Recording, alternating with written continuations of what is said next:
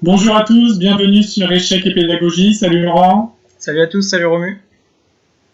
Donc une petite tactique quotidienne pour se mettre en forme. Donc comme d'habitude, on vous invite à mettre sur pause la vidéo pour chercher la solution que Laurent va nous faire découvrir tout de suite après. Donc, que voit-on dans cette position? Là, faut pas avoir fait de grandes écoles pour comprendre que les noirs sont à l'attaque.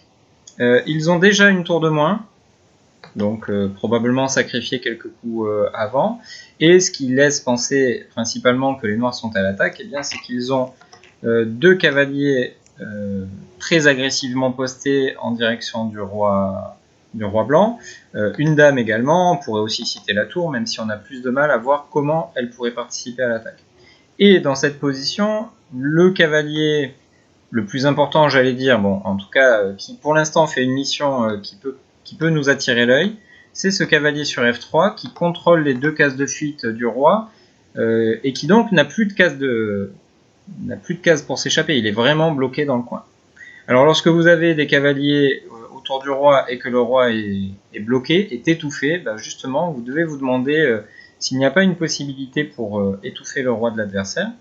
Et ici, le coup qu'il fallait avoir trouvé, c'est le très joli sacrifice Dame G3. Bon, un coup spectaculaire, Laurent. Ouais, tout à fait. Tu nous gâtes aujourd'hui. Je vous gâte, ouais, exactement.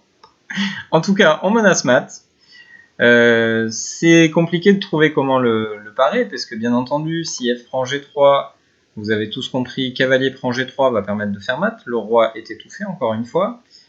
Si les blancs tentent d'éliminer le cavalier justement qui souhaitait faire mat, on va appliquer notre menace principale qui était le baiser de la mort par dame H2.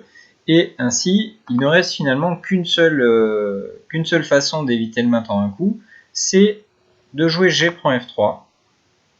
Mais désormais, les noirs appliquent une autre menace, cavalier prend F2, échec. On voit que la dame fait tout le boulot, on va dire. Elle bloque le roi en H2, en G2, en G1, et par la même occasion, elle protège son cavalier. Donc les blancs n'ont pas d'autre choix que de donner la dame. Et évidemment, on est passé d'un déficit matériel avec une tour de retard à une position avec une dame face à tour full cavalier. Alors sur le papier, on pourrait se dire que c'est pas si clair que les noirs soient mieux, mais l'attaque continue. On attaque F3, on attaque E3. D'ailleurs, dans la partie, il a gagné E3. Et le roi blanc, surtout, reste extrêmement faible, donc il n'y aura pas de sauvetage possible pour les blancs, tout simplement. Ouais. Merci Laurent. Effectivement, oui, la position finale est complètement gagnante. Il y a aussi il y a le pion E3, il y a aussi tour E5, tour G5 aussi comme idée pour continuer l'attaque. Enfin bon, je pense que tous nos followers à l'œil aguerri auront noté que cette position est complètement perdante pour les blancs.